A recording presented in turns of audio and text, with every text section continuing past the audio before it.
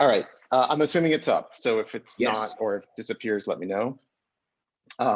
So I just very quickly about myself, and when I put this slide together, I suddenly felt very, very old. I've been working with XBRL for 20 years, basically 1 year shorter than it's been around. It started around 1999, and I got a little bit involved in 2000 and 2001 and beyond. That's pretty much what I've done. And Hudson mentioned the SEC project. So I was involved in the taxonomy building of the US GAAP taxonomy for the SEC, which was implemented for, I think, around 2009. I actually was involved in an earlier project with the FDIC call reports, which are also done in XBRL. And I don't remember when that was, but it was before 2009. I want to say like 2003 or 4, 5, somewhere in there. And then I've been most recently involved in the FERC forms collection process. And that started out with the FERC realizing that they kind of had to do something about the Visual Fox Pro system. I think the fact that it was no longer supported by Microsoft for a few years was really starting to become a problem, and a lot of the complaints from filers. And I've in the intros, I heard a lot of people talk about how much they enjoyed working with the Visual Fox Pro system. So I'm sorry that that will be going away. And I want to point out that the first thing FERC wanted to do as part of this eForms refresh was to eliminate being a software, providing an application for entering the data. So their first thing was just that we don't develop software applications, and we don't want for the public, and we don't want to have to be doing that anymore. So the whole idea of using the Fox Pro application to enter data, that's gone. And what they really want to do is be able to say, look, we'll just take files, we'll just take data, and then we'll process them and work with that. And someone else can deal with building applications. So the eForms refresh really is all about doing that and allowing the vendor community, like HData, to then provide the tools to actually capture the data and send it to them, and to make a more competitive market in that area. So that was a big part of what this project is about. I was involved a few years ago. They were just starting off doing this, and they suddenly realized maybe they should use standards. And I was asked, as with XBRL US, to evaluate what they were doing, where the system was today with BFP, and what they were planning. And we came back and recommended moving forward with XBRL and kind of presented what that might look like. And then about a year later, through RFPs, they started the project to actually do that. And so, and I come from the technology side. So I just wanted to point that out. I'm on the technology side. So in the FERC project, got involved in doing the taxonomy architecture. So it's really kind of the structure of the taxonomy. I was involved in some of the actual data that's in the taxonomy. But there were also a bunch of more business-oriented people and accountants and so forth that were doing a lot of that content collection. And then I was involved in just sort of the high-level design of the actual collection system, which I called e-collections on this slide, but is actually singular. It's e-collection. E-collection, got it. And so what I'm going to talk about today is I'm going to talk a little bit about taxonomy. We thought that'd be kind of fun. And I'm going to talk a little bit what happens after you do submissions. And I've got a little piece because SEC gets brought up a lot. And when FERC was first looking at XBRL, they got a little concerned about using XBRL because of the SEC implementation. There's a lot of feeling about SEC's use of XBRL, that it's very complicated and it's very difficult to prepare filings. And that is kind of true, but it doesn't actually apply to the way XBRL is being used for FERC. So I'm going to talk a little bit about that as well. So what I was just going to start off with is that there is a separate taxonomy for each sort of form group. So the form 1, the 2, the 660, and 714. And each of those actually represent a grouping of forms. So the form 1 is collectively the form 1, the 1F, and the 3 Qs for the electric 3 Qs. And the form 2 is the form 2, the 2A, and the gas 3 Qs, which are also called 3 Qs, but they're not the same 3 Qs as the electric 3 Qs. It's a very clever naming convention. Thank you, FERC. Yes. And then of course Form 6 is 6 and 6Q. And then there's just the Form 60 is by itself and the 714. So each one of these groups is really a separate taxonomy. And I'm going to actually take us to a page where we can see that. So there is a tool that's available to the public. It's presented by FERC. It's this XBRL and it's a taxonomy viewer. The taxonomies here are, which when you go to this page, this is what you see coming up. You select a taxonomy. So these are the 1, the 2, the 6, the 60, 714. And then I'm just going into the 1 because it's first. And you can see it's one taxonomy, but it kind of contains different ways to view it. If you want to view it as a Form 1, a 1F, or the 3Q electric. And you'll see, if you look in these, you kind of get the same thing for the Form 2 and so forth. And you just select one and open it. I apologize if you've seen a lot of this before, and if we want to move on, you can just voice out and say, yeah, we if there's anything specific you want me to show you. But I just thought I think that energy accountants are a very polite bunch. I'll shout at you. Please do. Keep going. So, so we're in sort of the Form 1 view of the Form 1 taxonomy. And basically it's structured very much like the physical forms. So, which I have a blank Form 1 here. Ooh. Yeah. So, oops, where I was trying to get to, I don't know where it is, the list of schedules in here, but it's basically laid out the same as the original forms. It's all built on these forms. So if we just look at any one of these things, and I'm feeling assets is the way to go. So you basically will see whatever's on the form. You're going to see concepts defined in the taxonomy, and these concepts are basically what you report against. So, for example, utility plant is a reporting concept, and in the this is sort of its official name here, is what will get reported in the actual XBRL file of utility plant, and with its value. So the taxonomy kind of mirrors the forms. Now there are some things in the forms that were built into the instructions in the forms, like it might be like list a set of plants, but organize them by plants that are fully owned or plants that are jointly owned or things like that. And it was just in the instructions to kind of capture that information. And those schedules, just people would just kind of lay them out in the rows of the schedule. So some of that kinds of information is now captured in the taxonomy to say that they have a set of fields that are specific to the kind of categorization.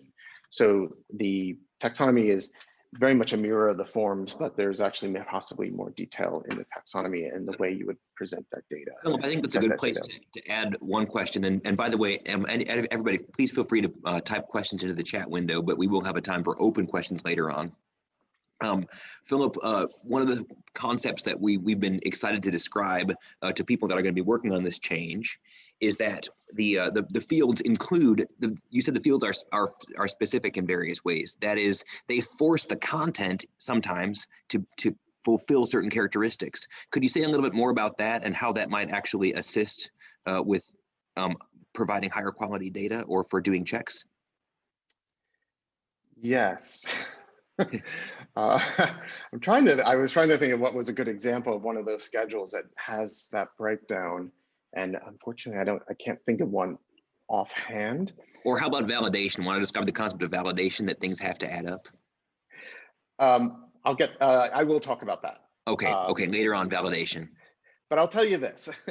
There's what I wanted to get to here, and which kind of relates to this, is that there's actually a lot of information in the taxonomy about these fields. And I'm just going to scroll to the top. There's a set of what in XBRL we call labels, but what's nice about this is they actually took a lot of the documentation for the accounting fields from the Uniform System of Accounts, and they put them into the taxonomy. So you can look at these fields if you're kind of trying to understand, what goes in here, and you can actually, without having to look it up in the FERC regs, there's a lot of information that's actually embedded in the taxonomy, and in particular is this documentation. And the other thing is a lot of people talk about the data in FERC forms by their location. So, and I'm not so sure how much this is done outside of FERC, but inside of FERC, they often call it the GPS. So, which is the form name, the schedule name, and the row and column. And there are people in FERC who will say, hey, the value on schedule 110, row 23, column D doesn't really add, doesn't add up correctly to some other value. And and it's referred to that way often. So in the taxonomy for the fields are all the form locations where this field originated from the forms. So you can see this utility plan, there's actually several. It's a form 1, obviously, it's on the 110 schedule of comparative balance sheet. And it's found in column C, row 2. And it also is found in column D, row 2, and column B, row 2, and so forth. But in column C, row 2, and I'm kind of looking in this section, what's there is that it's for the current period, and the value goes there. But the most important thing is that the period is for the current period. You'll see in column D that where it goes there, it's actually for the prior period. So there's only one field for utility plan, even though it gets reported for multiple periods. And that gets handled in the way the file gets put together for submission, that the data for a certain period is attached. It's identified as utility plant, but there's also a period put to it, whether for the actual period it is. So current or prior, with the actual dates of the current and prior period. But so the taxonomy contains all this information about every single field that can possibly be reported in the taxonomy. And so that's sort of a wealth of information that's brought together here. And I also just want to point out there's a lot of information. So this element here is kind of represents the schedule as a whole. And there's actually a lot of information in this field that has information about the schedule and about how it gets rendered when it gets converted into HTML, which is, instead of being converted into PDFs as the VFP process does, they convert these forms into HTML. Let's talk a little bit more about rendering if we can, because that's one of the concepts that has come up a lot as we've been describing, as we've been introducing our work to FERC filers. In many cases, and I think probably many of our participants, you've got management and you have to show your draft form to management, and your management's not going to know or care that you are using a different data format from PDF to prepare the thing. So rendering is very important to you as well. Philip, as you've described the concept of rendering, what are some of the useful ways you've found to explain what it is? So funny you should ask that. So let's take a very quick, because I don't want to scar anybody, look at what data actually looks like. And so this is a sample file, which is available from the FERC site in XBRL of a filing. This filing happens to be AEP Texas, and it's their Q4 from 2018. So I'm just going to point out that since we were looking at utility plan, and I happen to have this right here, that they reported these 2 values for utility plan, and buried elsewhere in this file are things about what the period is for each value and what, that they're in US dollars and things like that. So, but this is what the actual filing that FERC will get, whether you submit it directly through the FERC portal yourself or you use a vendor to prepare the data for you. This is ultimately what this data will look like. And it's, frightening. Oh, but of course, that's not what you're not going to type this in, right? You'll be using a tool to create this. But when I guess you could, if you wanted to, you could type it in. You could type this in. And this filing is only, let's see, we're about 100,000 lines long or so in information here. Yeah, if AP was filing this and typing it in, probably they're still sitting and doing right now for 2018. Yeah. Hold on, I think I have this open, so let me just find it. Might be there. Yes. Okay. So this is the same data rendered through the FERC renderer. And so what happens when you submit a filing to FERC, it goes through a few steps. One of the steps is it gets rendered. So it takes that file and it renders it into the FERC form. And this is HTML, so it's not a PDF. You notice things like if I stretch it, it stretches because it's HTML and not a PDF. And I happen to be here on the balance sheet. I know I was going to talk about it. So these are those two numbers that we were talking about before. And so now we know that like this 88 billion is 2018 Q4, and this 7 is from the prior year, right? So 2017. And what happens is in the rendering process, and it's really kind of interesting, FERC has created a set of templates, which are basically kind of blank versions of this form in HTML with extra instructions in it about where to stick the numbers in, basically. And then it kind of combines the file that gets submitted and the taxonomy and creates this HTML. And what's interesting about that is this word here where it says utility plant. That actually is coming from the taxonomy. And if I look at the utility plant element, one of the things we see here is this F1, this label called F1 comparative balance sheet label. And that label says, hey, when you render this on the Form 110, Schedule 110, use this content as the label that will go into that form, into that rendering. So that's where this value actually came from.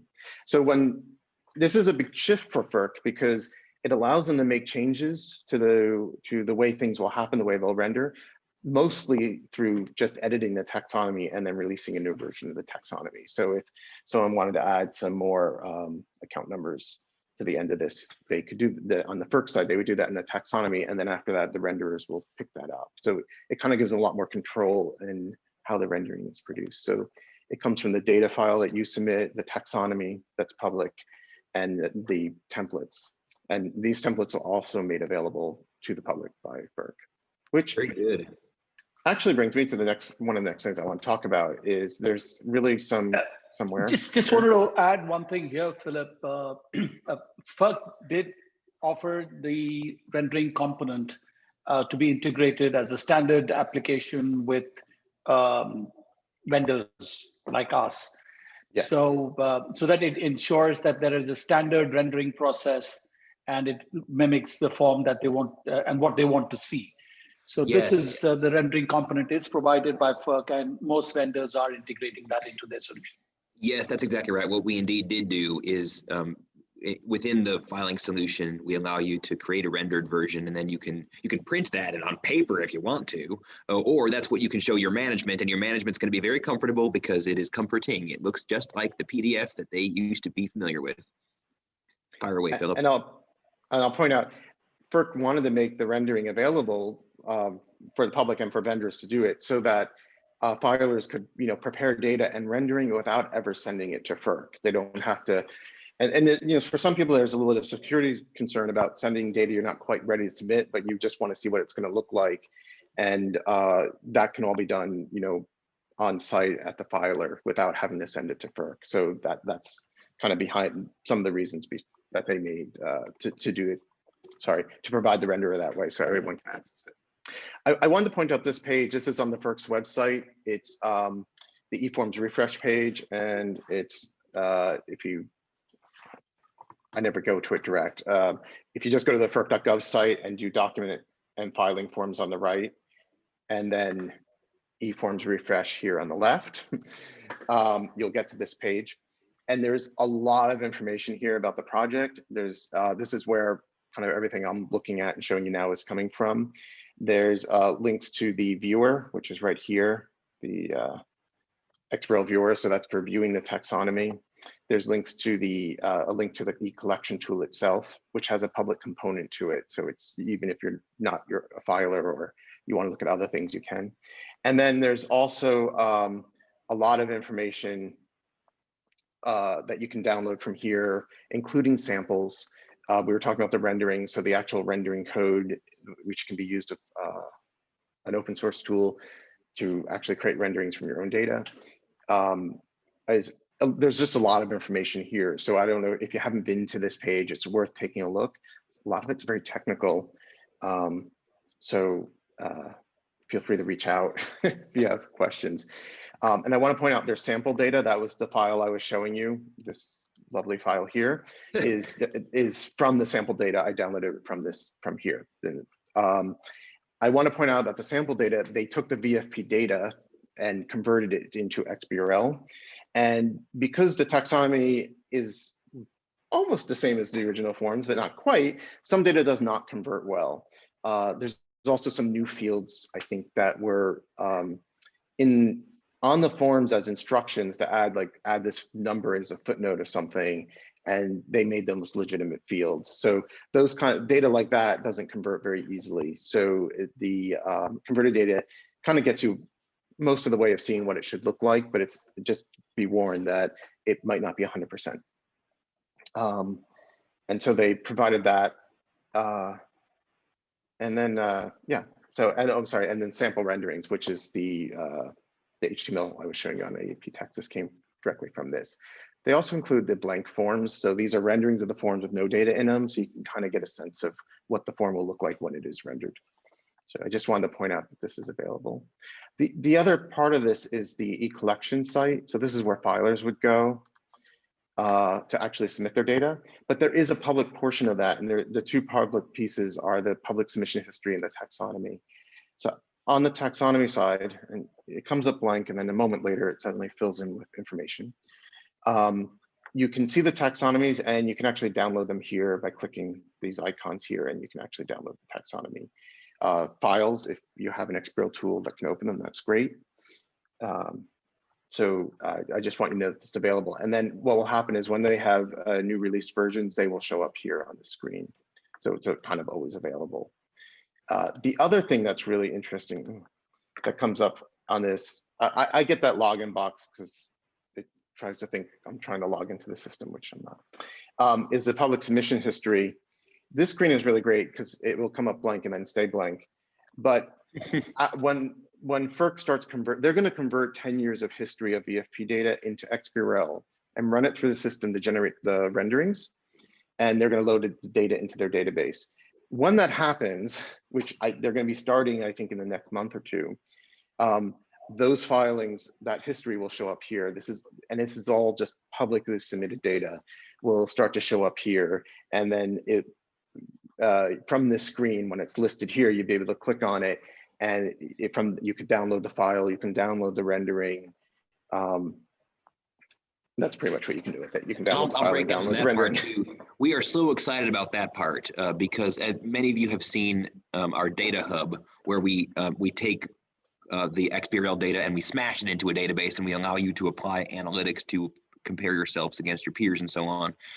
So far, we've only been able to do that for 2018 filings because that's the sample that the FERC has published. However, we're going to be able to give you 10 years of history. If you've seen our demos, you've seen that there's just 2 years of history because the filings that have been published as samples give you the same quarter previous year and so on. So we can show you 2 years of history. We can show you 10 as soon as that happens. And so you can imagine that we are doing the business equivalent of sitting and hitting refresh, waiting for that to be up so we can put it into our data hub. Thank you so much, Philip. Keep going. All right, I'm gonna kind of, I somehow always think I can get everything done in 15 minutes, sure. And then I don't. But so I'm just gonna go through some of these slides. This was just about the taxonomy, and it's mostly the information I've already talked about. And here was about the screens that we're just looking at. I just want to point out in particular the XBRL view FERC.gov. That's for viewing the taxonomy. It's a public available tool. It's very exciting to look at the taxonomy, to see what the fields are, to kind of get a sense of what's included. Exciting. Very exciting. The eForms refresh screen, which I was showing you, where there's a lot of sample stuff, and then the eCollections, which is the actual portal. And I really wanted to talk about the FERC versus SEC, because this kind of comes up a lot, where people are a little afraid of the XBRL because they know that for the SEC, this was a bit of a challenge, and it really was. So my first bullet point here is that the FERC does not use extension taxonomy. So anyone who files with the SEC is very familiar with the idea of extension taxonomies.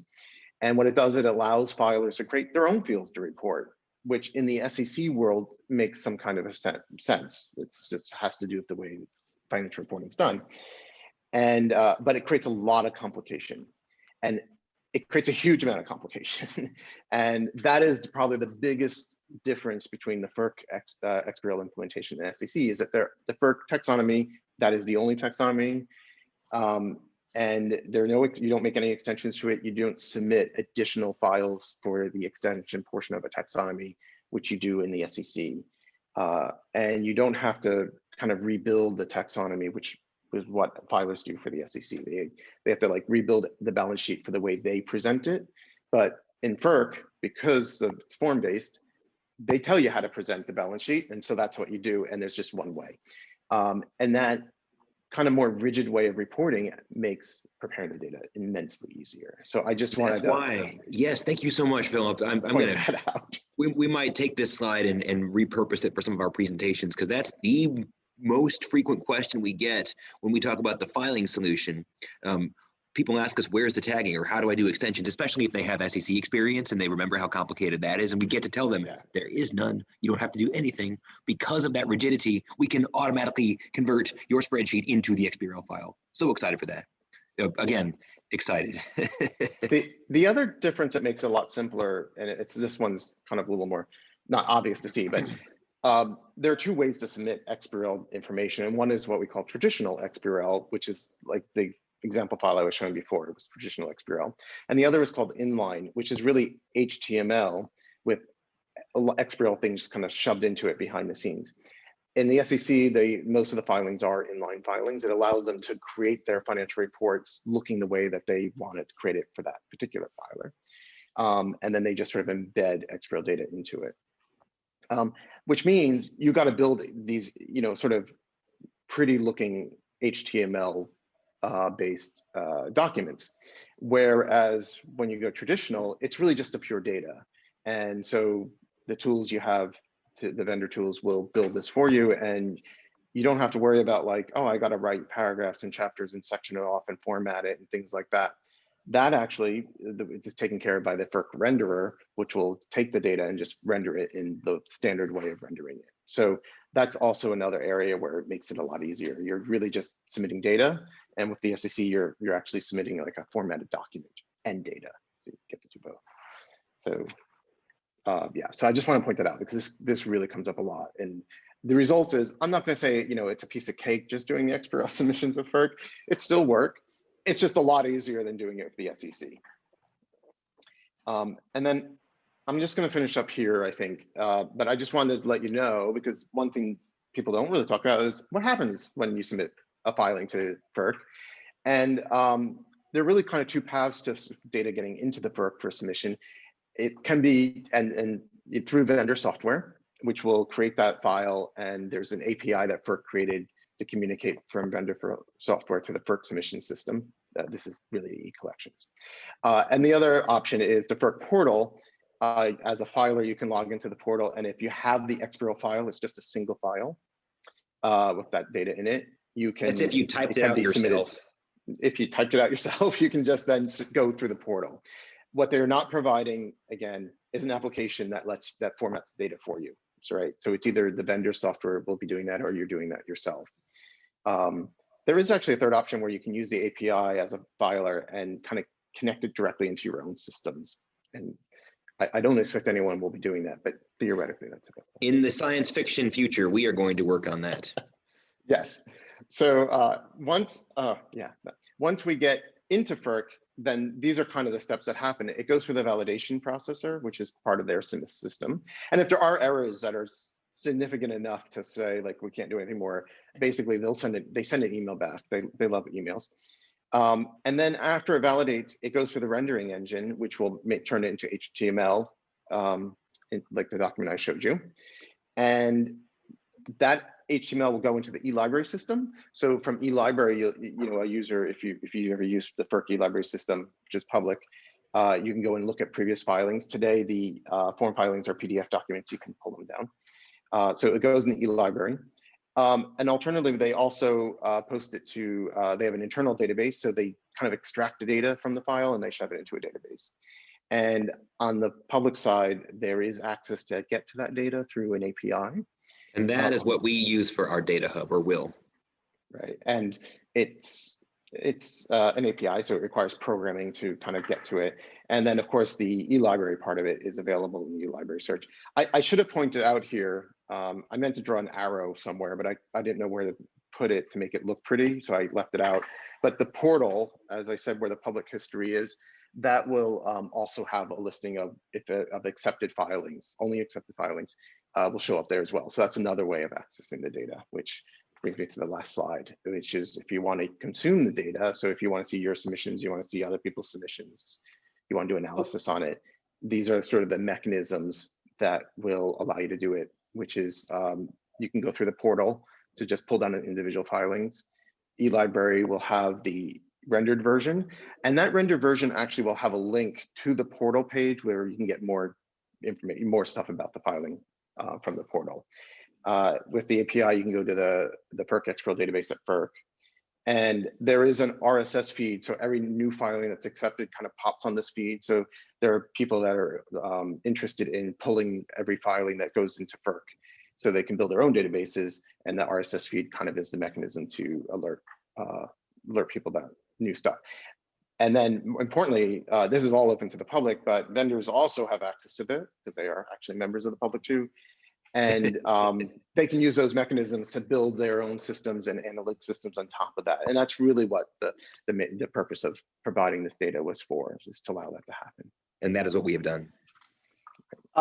Okay. I have a question, Philip. You did mention that once you submit, you go, the filing is validated and an email will be sent on the outcome of the filing, right? So if there is an error, it will only be reported through the email, and then you will have to correct it and go back and resubmit. How would that work? Right. So the FERC loves notifying through email, and I believe that they'll also notify you if the filing's fine. Everything goes through fine. You get an email notification as well. In the filing portal for the filer, like where they do their submission, and they can see the history of their submissions there. And they see everything. So if it was accepted or not accepted, for their own filings, they can see everything. And in that portal, they can actually download the validation messages. So I believe I don't know offhand if the email is going to include the messages or not. I'm not sure. I think it won't. But through the filing portal, they'll be able to pull down the error messages that were produced from the validation.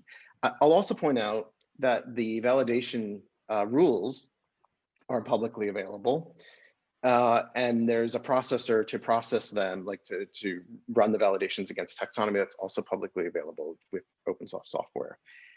So the validations can be done before you even send the file to FERC. So you can, and I assume Hudson, right, as part of the vendor tool, you're running validations within the tool to know if there's problems before it even goes to FERC. Yes, and I think everybody on this call has seen the process of running that within the software, within the filing solution, running that in order to check a submission against those rules. And of course, we've put all the rules into the tool so that it's easy. Right. I've got. We want to. I have one more question. Question, Hudson. Very fast, because I want to make sure to give it open to the members of the user group, Anand. Yeah. Okay. Yeah. So quickly. So there are no validations as such where they're comparing with or doing any checks with data which they have from other systems. So there is no cross validation, like list of directors would be submitted through some other form, and there's no validation checks between data which is already available in FERC. So all validation can be done remote and need not have data which FERC has. Is my understanding correct? That is probably 99% correct. So okay. Yeah, that is basically correct. I caveat that with, that doesn't mean they won't come up with validations down the road that we might be checking previous data. So one of the things they don't do right now in an automated part of this process is check previous reported data. So like when you file, like the balance sheet was current year and previous year, we should be able to check that previous year data against what was current year a year ago, right? Because that's also in the system, right? And they're not doing that now. It doesn't mean that down the road at some point they might start exploring that as an option. I mean, talked about a I want little to bit. apologize and break in because we only have 4 minutes left. And the person who has been the most patient for this entire hour is poor Patrick Kelly, who asked early on this question. I was looking for a chance to put it in, didn't find a chance to put it in. Patrick's asking about the next taxonomy update, Philip, if it's going to be a major update or minor tweaks and what we can expect. So let's spend the last couple minutes on that. What can we expect for that next taxonomy update? Yes, so there is a taxonomy coming out. I was talking to the people that actually edit the taxonomy, and we're working on it. I don't know exactly when it's coming out. It should be in April, so it should be this month sometime. My gut feeling between just us is it'll be later in April. I think they're trying to finish it up this week, and then they do some checking on it and making sure it's more correct and everything's okay. And that takes a little bit of time doing the testing. So I think it's going to be maybe at least 2 weeks, truthfully, just between us. Mostly the main structure of taxonomy isn't going to change. I mean, the content of the taxonomy is pretty much the same. There has been a lot of testing of the taxonomy with some data to make sure that things were modeled correctly in the taxonomy.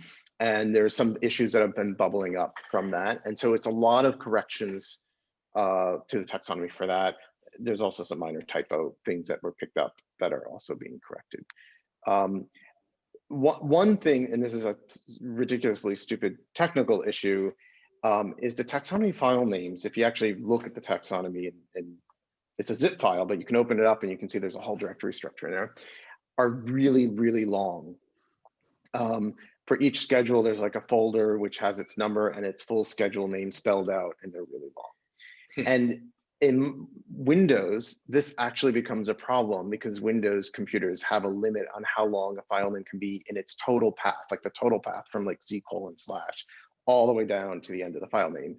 And there have been some complaints, some of them from me, that when we open the taxonomy, if you copy it to a place that's like already 4 folders down in your directory structure, like some of the files won't copy out of the zip when you expand the zip file because the file names are too long. So we're actually working on shortening all the file names to alleviate that problem. So that will be in there as well. Very good. We'll have to end it here because we're at time. I'll just explain to all of you what to expect next. The purpose, as you know, of this group is to connect you all to important intelligence, connect you to each other, and get your input to make our filing solution and our data hub better. So we're so thankful for that. Our next meeting is going to be on May 5th. We expect to be able to bring together a presentation on how the FERC and others will be using the data once your forms are filed as data instead of as documents. What are the new ways in which that data will be used? We are excited to be able to announce that shortly. We're expecting May 5th, 2 p.m. Eastern, 1 p.m. Central. What is that? 11 a.m. Pacific. We also hope that you'll keep engaging. We intend to publish the video of Philip's presentation and also circulate all of the slides. If anybody has questions, you know where to find us. Thank you so much for joining us this afternoon. And bye for now. Thank you. Thank you. Thank you.